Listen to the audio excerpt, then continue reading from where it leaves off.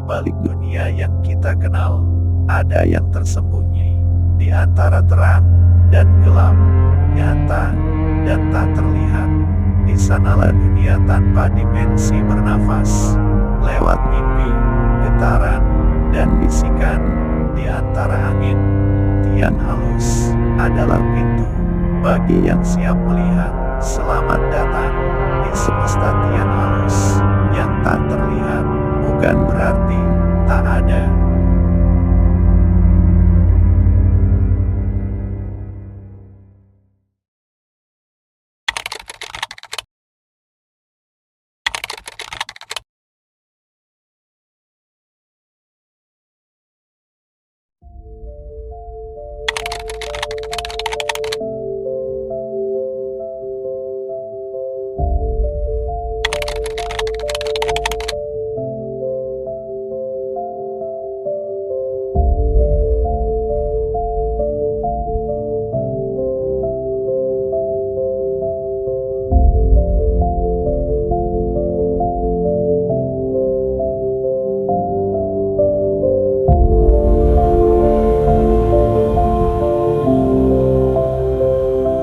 Sambil berjalan kembali ke depan, Ompus merenungi perkataan Habab sebelumnya. Indah anak yang sensitif, gumamnya pada diri sendiri. Dia yakin sangat mengenal Indah dari kecil, karena Om Kumis sudah puluhan tahun menjadi sohibnya, seumur dengan usia warung legendarisnya yang sangat strategis karena terletak di depan masjid utama dan merupakan titik 0 km desa Umbul Harjo. Warung itu bahkan jauh lebih tua dari warung Om King. Sejauh ingatannya, tak pernah sedikit pun terlontar ucapan dari Om Kumis maupun sanak kerabat Indah lainnya, atau dari orang sekitar tentang kesensitifannya. Namun kini, Indah masih bersandar lemas di kursinya. Kepalanya tertunduk, rambutnya menjuntai acak, dan tangan mungilnya mengepal erat di atas paha. Sekilas tampak tenang, tapi tubuhnya kadang menegang tiba-tiba seperti tersentak aliran listrik halus. Lalu bibirnya bergerak lagi, menggumamkan sesuatu yang tidak dipahami, seperti kata-kata dari bahasa yang tak dikenal, atau bukan dari dunia ini. Wajahnya pucat, pipinya basah oleh air mata yang terus mengalir, meski mata tetap terpejam. Kadang suaranya naik, kadang berbisik, lalu menegang dan gemetar. Gak mau, gak mau, gak mau, ucapnya berulang-ulang. Sesekali pundaknya tersentak, seperti seseorang yang mencoba menariknya ke arah yang tidak ia kehendaki. Di sisi Indah, Fairuz dan Hesti tetap setia mendampingi. Fairuz menggenggam tangan Indah erat-erat, seolah ingin menariknya kembali ke dunia nyata hanya lewat kekuatan persahabatan. Sementara itu, panitia tur mulai berkumpul di dekat pintu bus. Suara mereka tertahan penuh kecemasan. Jam menunjukkan pukul 10 malam. Bus telah melaju jauh dan kini menepi di sebuah pom bensin kecil di pinggir kota Magelang, tempat terakhir yang tampak cukup terang dan sedikit ramai untuk berharap bantuan. Melihat kondisi Indah yang tak kunjung membaik, mereka memutuskan untuk mencari bantuan. Bantuan dari orang yang mengerti tentang dunia yang tak mereka pahami sama sekali. Akan tetapi, mencari orang pintar di jam segini ibarat mencari jarum dalam kabut malam. Apalagi di kota, di mana paranormal tak lagi pasang papan nama, dan orang-orang tua yang paham dunia gaib perlahan menghilang bersama-sama.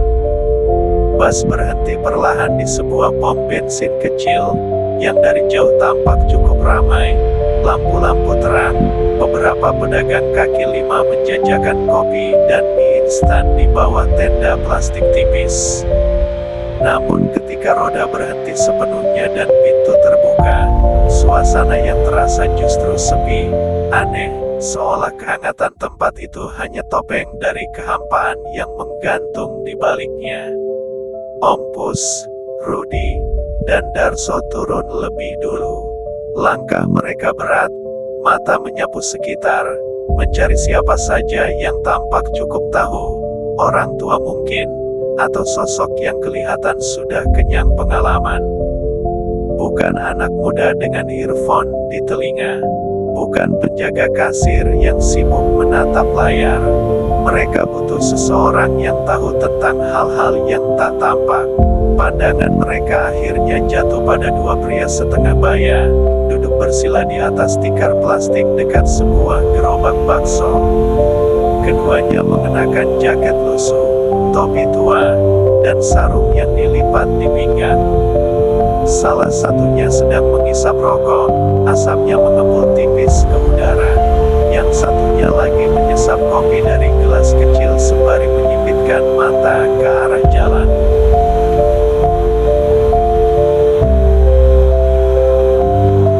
Rudy menyapa duluan dengan nada sopan namun tergesa.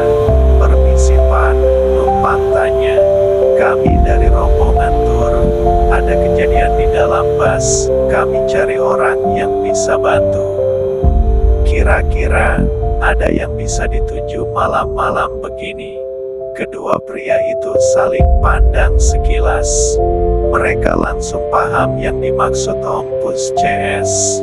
Yang merokok menatap Rudy, lalu mengangguk kecil. "Orang pintar di sini ada, tapi malam-malam begini susah ketemu. Biasanya udah tidur, kecuali jenengan kenal dekat," jawabnya dengan logat Jawa medok. Belum sempat ditanggapi, Om Pus merasa pandangan salah satu dari mereka tampak aneh. Bukan kepada Rudy, bukan kepada mereka yang bertanya, tapi ke arah bus. Pria yang sedari tadi menyesap kopi kini berhenti. Gelas di tangannya menggantung di udara, matanya terpaku pada jendela tengah bus. Pandangannya kosong, tapi tajam, seperti sedang melihat sesuatu yang tidak terlihat oleh orang lain. Om Pus ikut menoleh, mengikuti arah matanya. Tapi di balik jendela itu hanya tampak siluet anak-anak. Sebagian berdiri karena penasaran, sebagian duduk dan mengamati ke arah luar. Tidak ada yang janggal, tapi getaran aneh muncul dalam hati Om Pus. Getaran yang tak bisa dijelaskan. Ia kembali menatap si pria tua. Yang bersangkutan masih diam, bahkan gelas kopinya belum menyentuh bibirnya. "Pak, ada yang salah?" tanya Om Pus pelan. Pria itu hanya menggeleng pelan, tapi bukan gelengan untuk menjawab. Lebih seperti gerak tubuh saat ingin mengusir sesuatu dari pikirannya. Ia lalu menunduk, dan berkata lirih pada temannya, "Kayak ada yang ikut men." Kalimat itu tak sepenuhnya terdengar jelas, tapi cukup untuk membuat tengkuk Om Pus dingin seketika. Dia menatap bus sekali lagi. Angin malam tiba-tiba berembus dari arah utara, menerbangkan kantung plastik dan membuat kain spanduk warung bakso berkibar sebentar. Om Pus menarik napas panjang. Lalu ia menyentuh bahu Rudy dan Darso. "Kita cari yang lain." Nadanya pelan terkesan putus asa, tapi tegas. Belum sempat Om Pus, Rudy, dan Darso melangkah lebih jauh dari tenda pedagang itu. Suara serak dan dalam dari pria yang sedari tadi merokok menghentikan mereka. "Mas," panggilnya cepat. Nadanya lebih dalam dari sebelumnya. Mata kini memandang lurus ke arah Om Pus. "Makhluk Gusti niku, boten namung tiang wadak." Om Pus berhenti. Kalimat itu menggantung di udara. Tak langsung dimengerti, tapi menamparkan dengan ketenangan yang tak biasa. Lelaki itu membuang puntung rokoknya, lalu mengeluarkan secari kertas dari saku jaketnya yang lusuh. "Sampean temuin Mbah Kunto," katanya sambil mulai menuliskan sesuatu. Tangannya cekatan, seperti sudah hafal betul nama dan alamat itu. "Ini nomor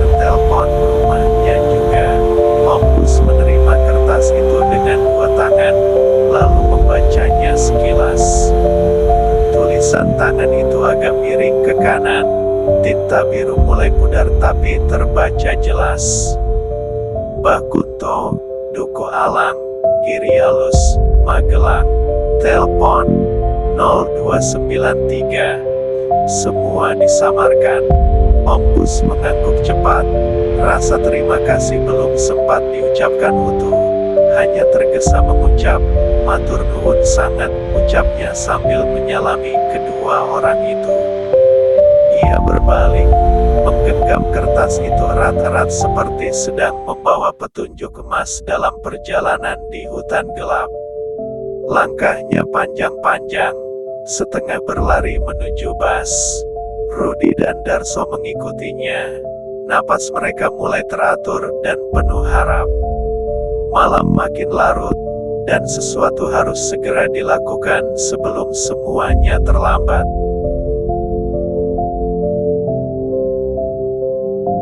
Namun tepat saat Om Pus mengangkat kaki hendak menapakkan ke anak tangga Bas, suara itu kembali terdengar. Pelan, tapi jelas, seolah tak berasal dari mulut, tapi langsung ke telinga. Sebaiknya cepat. Om Pus menoleh perlahan ke belakang. Pria itu masih duduk di tempat yang sama, tersenyum kecil. Bukan senyum hangat, bukan pula senyum mengejek, tapi senyum yang tahu sesuatu yang tak semua manusia ingin tahu.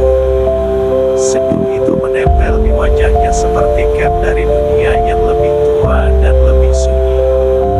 Om Pus menelan ludah, kakinya melangkah masuk Bas. Di dalam, Virus masih memegang tangan indah yang tubuhnya kini mulai gemetar lagi. Hesti duduk memeluknya dari samping, menenangkan dengan lirih. Bas kembali bergetar, mesin dihidupkan, tapi malam ini terasa lebih dingin dari biasanya. Dan dari bawah kertas kecil di saku Om Pus, nama Mbah Kunto mulai terasa berat untuk segera dijemput. Om Pus naik ke dalam Bas, langkahnya mantap tapi sorot matanya penuh beban. Ia langsung duduk bersama Darso, Rudi, dan panitia lainnya. Borobudur, Tawangmangu, Malioboro, kita reschedule semua, katanya tegas. Tak ada satupun yang membantah. Semua tahu, tidak ada alasan untuk mempertahankan jadwal wisata bila kondisi tak memungkinkan.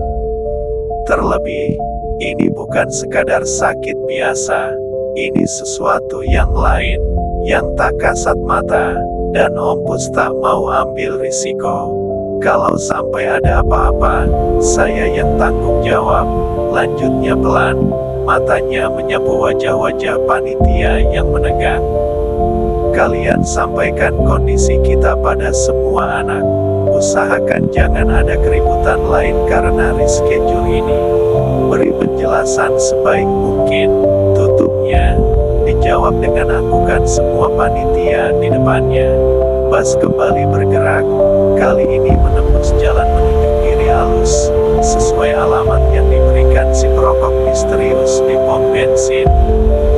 Jalanan mulai sunyi, rumah-rumah warga sudah tertutup rapat, lampu jalan mulai jarang, jalan kecil berliku menurun naik seperti menyusuri punggung bumi yang berdesah dalam tidurnya. Tepat pukul 10:30 malam, Bas berhenti di sebuah persimpangan kecil, di ujung jalan sempit yang tak memungkinkan kendaraan besar masuk.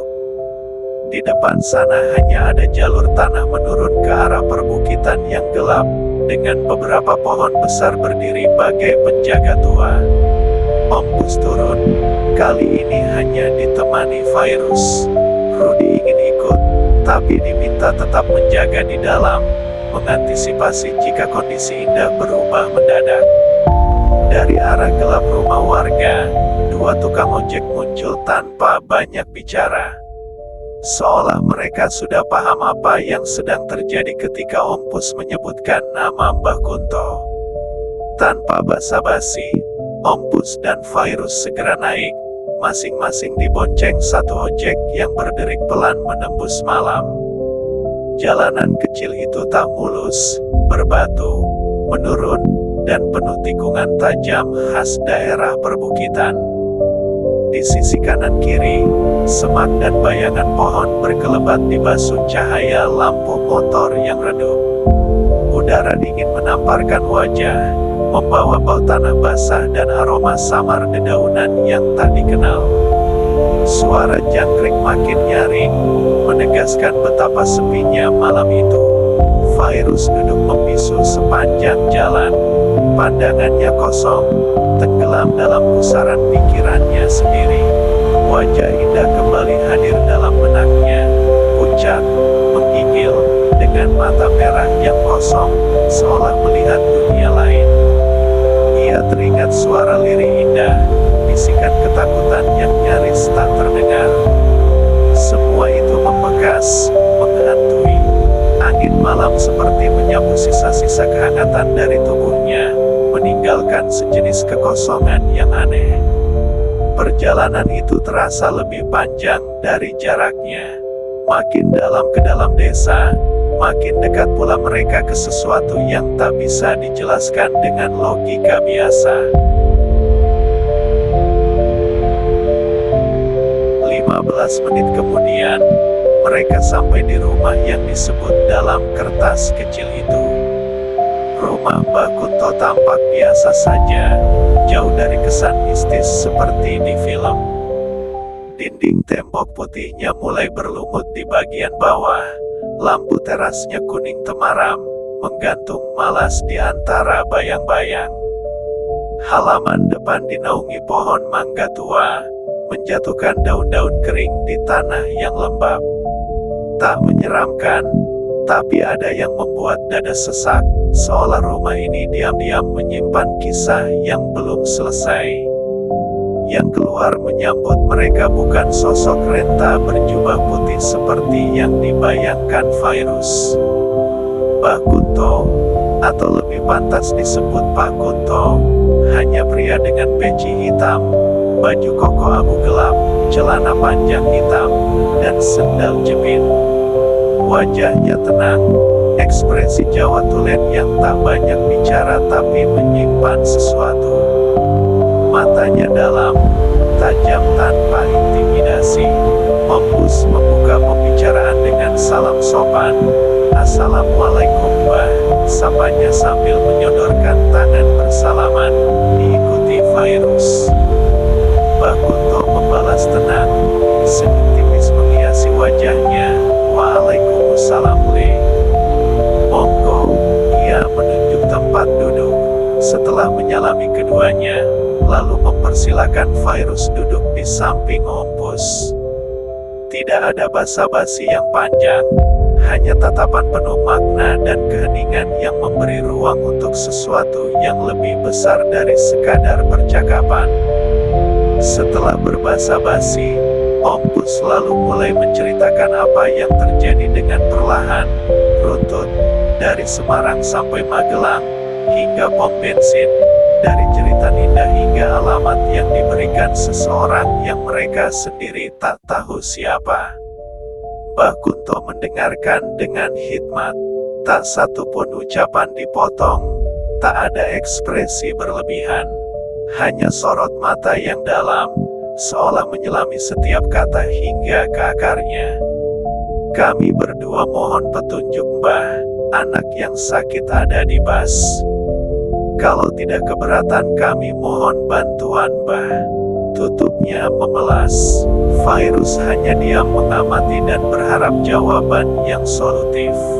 Kadang, yang lemah bukan tubuhnya, tapi dinding di antara dua dunia itu sendiri, ucapnya pelan setelah semuanya terungkap. Kata-kata itu terhenti di udara, menggantung seperti embun dini hari.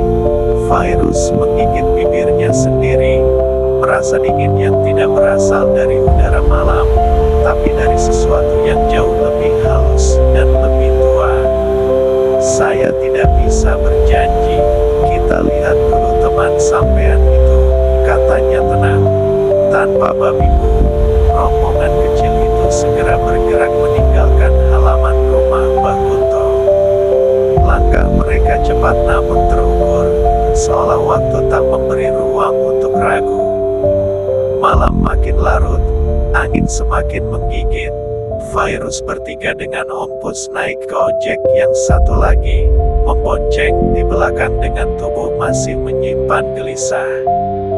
Sementara Mbak Kunto naik ojek yang tadi dinaiki Ompus. Jalan sempit yang mereka lalui kini terasa lebih gelap dan sunyi, seperti menyembunyikan sesuatu di balik tiap lekuknya. Di kejauhan, cahaya lampu bus menyala redup, menunggu mereka di sisi jalan raya seperti mercusuar kecil di tengah malam yang mulai mencekam. Sampai di depan bus, panitia menyambut, menyisihkan barisan, memberi ruang. Anak-anak masih dalam suasana waspada. Ada yang tertidur, tapi sebagian besar masih terjaga, meski tak tahu apa yang terjadi. Pak Kunto memandang ke arah pintu bus, lalu menghentikan langkah. Panitia tur yang lain satu persatu menyalami Mbak Kunto. Belum juga menginjak anak tangga bus, Mbak Kunto berujar, "Jangan di sini. Tempat ini kurang bersih," katanya lirih. "Anaknya dibawa ke tempat saya saja. Lebih tenang, lebih aman." Lalu dia menatap lama ke arah bus dengan pandangan penuh arti.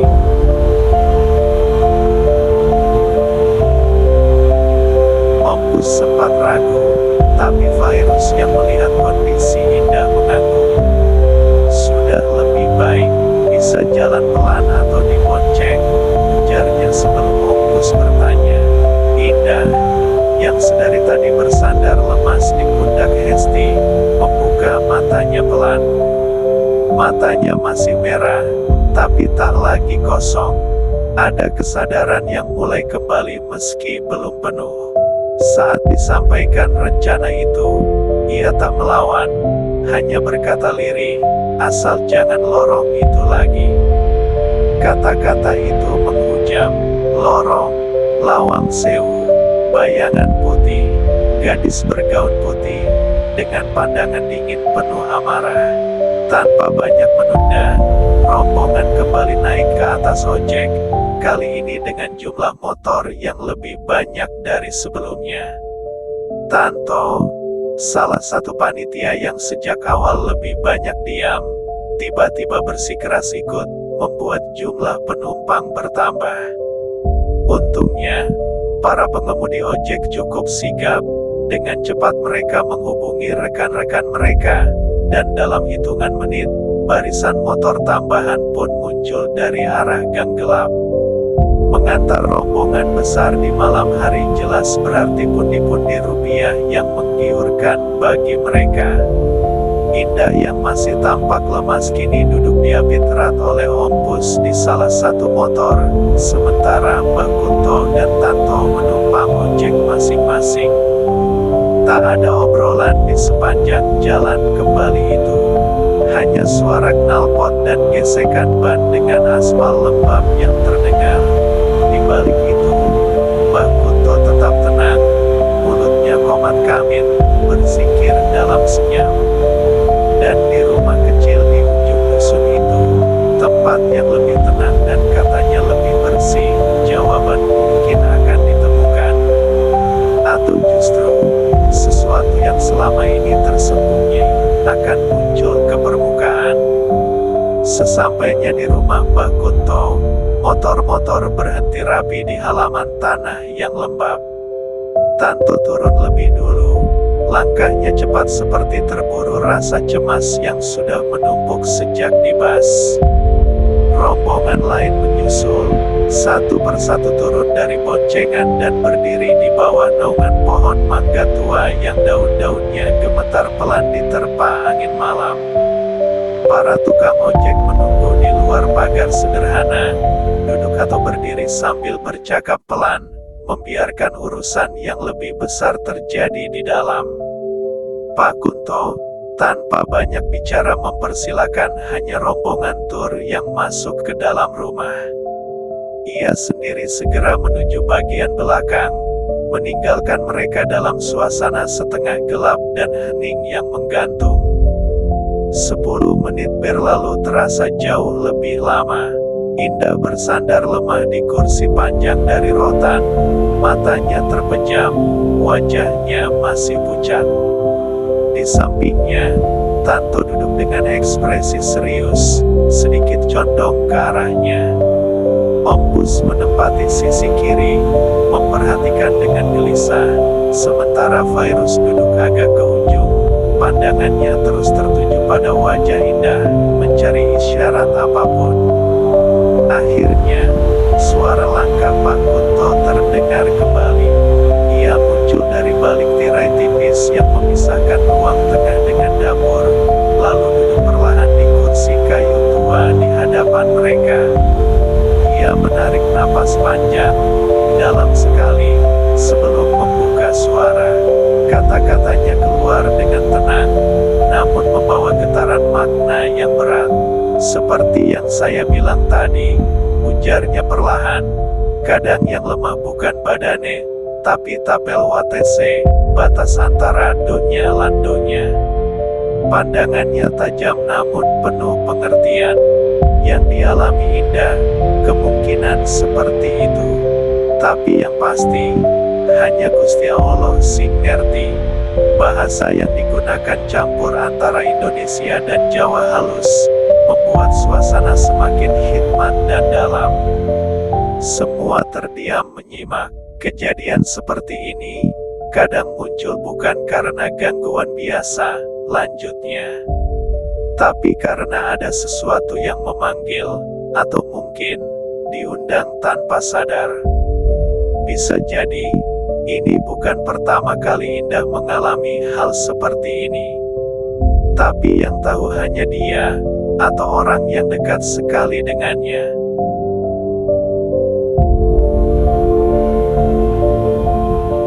Ia menatap Om Bus sejenak, lalu bertanya pelan, "Niki, putrin sinten? Orang tuane wonten," katanya sambil tersenyum ke arah Indah. Pertanyaan itu menggantung, membuat suasana semakin berat. Kini bukan hanya tubuh Indah yang tampak rapuh. Suasana di ruang tengah rumah Pak Kunto makin senyap.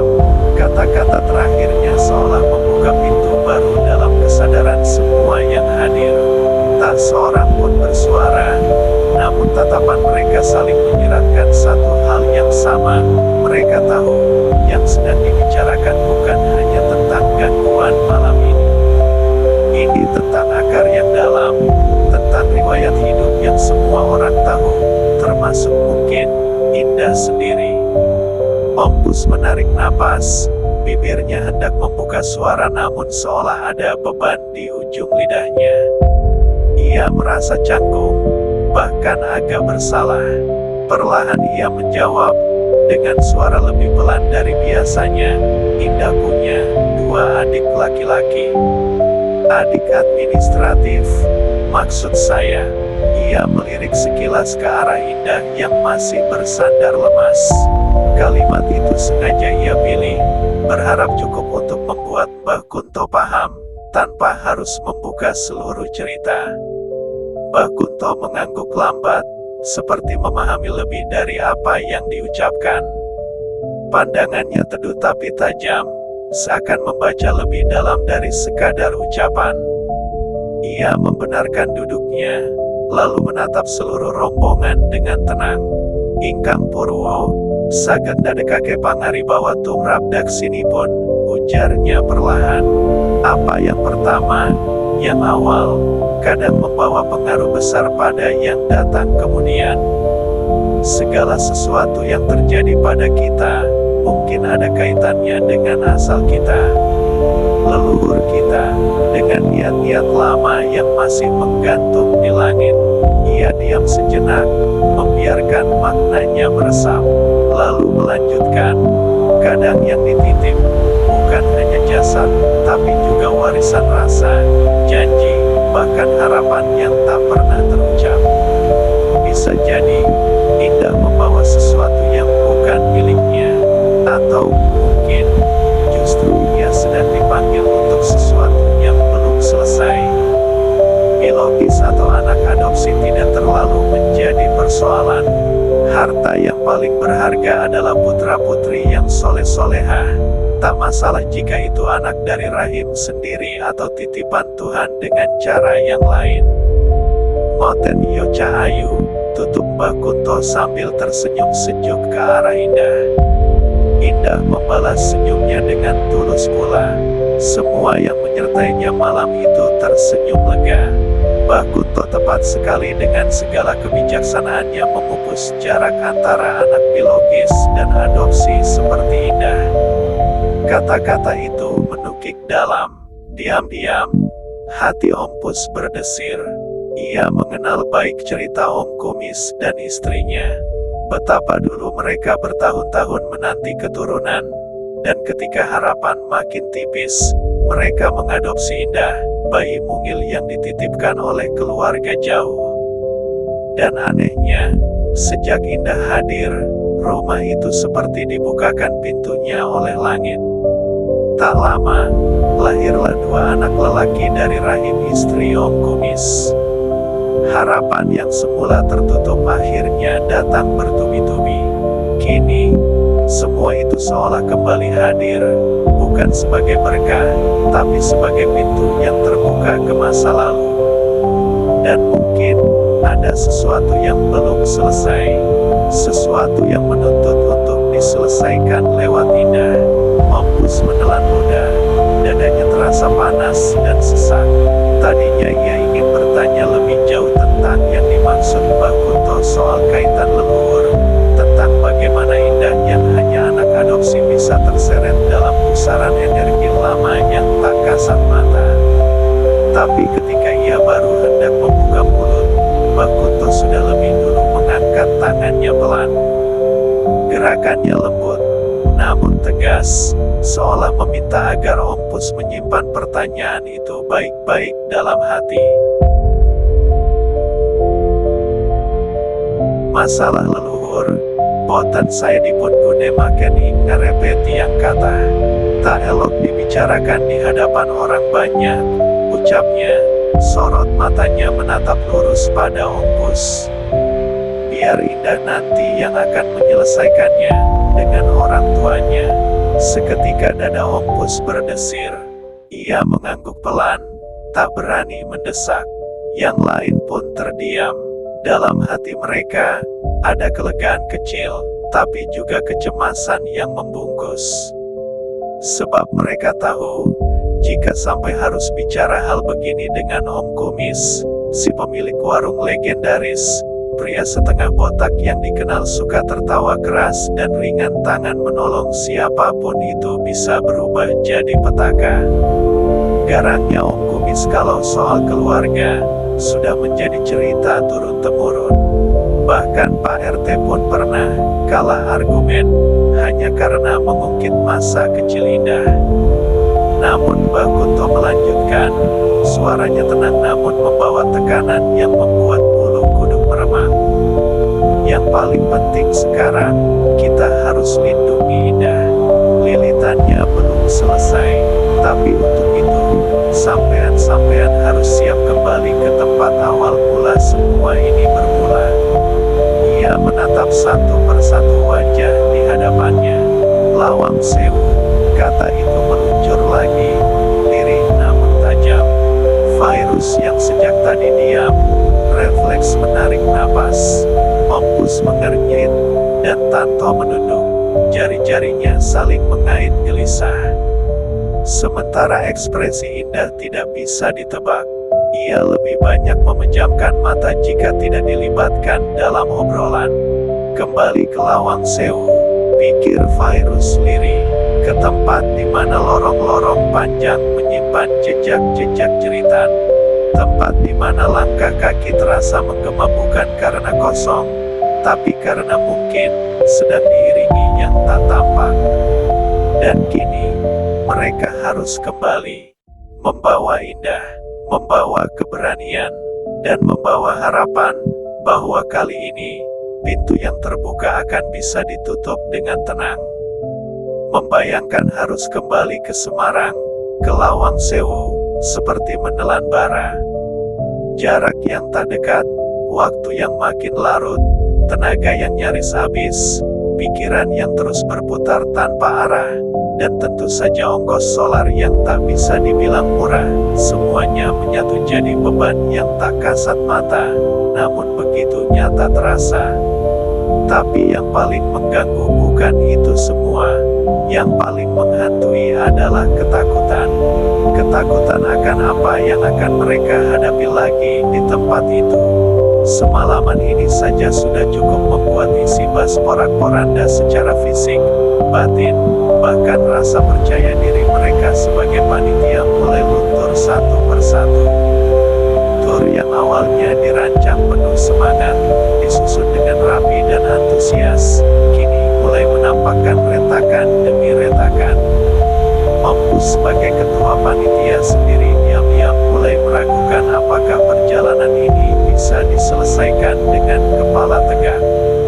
Dari destinasi wisata yang harusnya jadi bahan tawa dan cerita manis, semuanya kini terasa seperti serpihan kaca, tajam dan rapuh. Namun di balik segala kekacauan itu, mereka semua sadar, mungkin tak ada jalan lain. Mbah Kunto sudah menyatakan dengan tegas, untuk melindungi Indah, mereka harus kembali ke tempat semua ini bermula. Dan meskipun terasa seperti keputusan paling gila, paling nekat yang pernah mereka ambil, justru di sanalah satu-satunya harapan mungkin tersembunyi.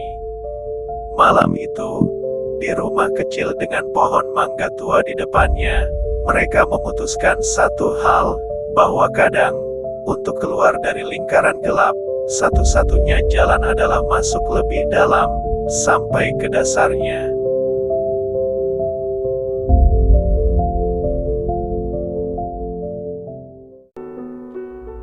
Kau sudah lihat sisi gelapnya, dan sekali kau melangkah ke dalam, tak ada jalan mundur. Tekan subscribe kalau kau cukup berani untuk lanjut. Tinggalkan komentar, biar dunia tahu kau pernah ada di sini. Kita bukan pencari cahaya, kita peluk gelapnya. Sampai jumpa di kegelapan berikutnya. Tiang halus, di mana ketakutan tunduk, dan keberanian ditempa.